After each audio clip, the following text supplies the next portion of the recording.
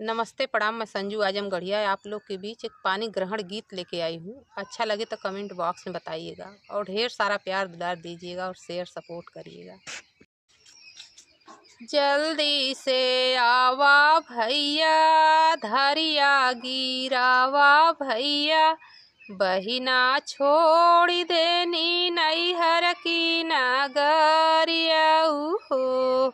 बहिना छोड़ देनी नैहर की नगरिया हो।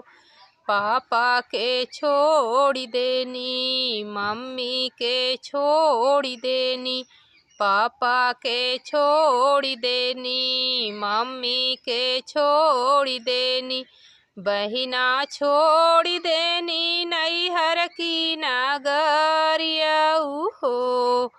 बहिना छोड़ देनी नैहर की नगरिया हो।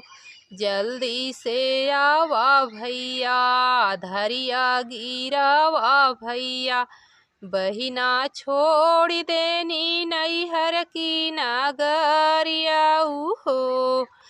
चाचा के छोड़ देनी, चाची के छोड़ देनी, चाचा के छोड़ देनी, चाची के छोड़ देनी, बहिना छोड़ देनी सखिया सहेलिया हो। बहिना छोड़ देनी